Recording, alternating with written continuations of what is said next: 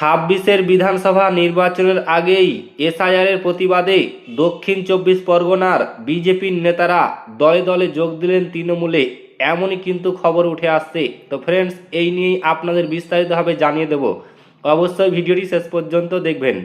তার আগে আপনাদের কাছে ছোট্ট একটি রিকোয়েস্ট করছি, আপনি যদি আমাদের এই চ্যানেলটিকে এখনও পর্যন্ত সাবস্ক্রাইব করে না থাকেন, তবে এইরকমই নতুন নতুন ভিডিও সবার আগে দেখার জন্য অবশ্যই সাবস্ক্রাইব করে নেবেন।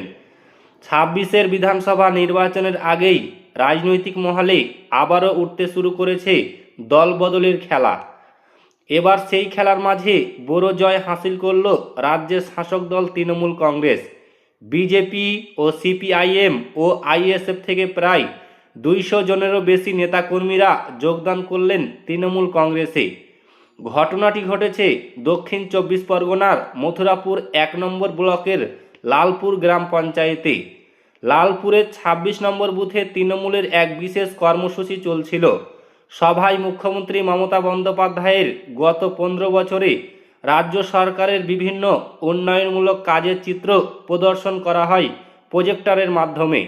ঠিক এই সময়ে সিপিআইএম, বিজেপি ও আইএসএফ থেকে প্রায় শয়ে শয়ে নেতাকর্মীরা শাসক দলে যোগদান করেন।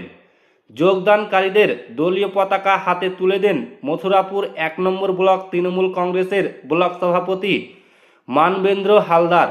তিনি বলেন, তৃণমূলের উন্নয়নমূলক কাজের জোয়ার দেখে সবাই তাদের সঙ্গে যুক্ত হচ্ছে।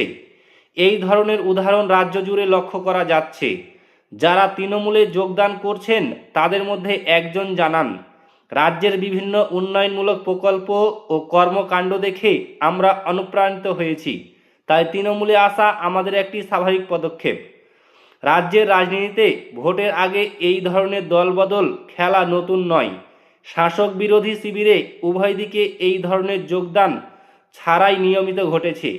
আবার উত্তর থেকে দক্ষিণ রাজ্যের নানা প্রান্তে দলবদল এর খেলাই রাজনৈতিক স্ট্র্যাটেজি সাজানো শুরু হয়েছে।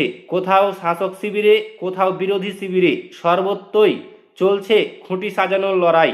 ফলত ভোটের আগে এই ধরনের ভাঙাগড়া আন্দোলন রাজনীতির উত্তাপ আরও বাড়াচ্ছে। তো ফ্রেন্ডস, এই ছিল আজকের বিগ ব্রেকিং নিউজ। ভিডিওটি ভালো লাগলে অতি অবশ্যই লাইক করবেন, চ্যানেলটিকে সাবস্ক্রাইব করবেন।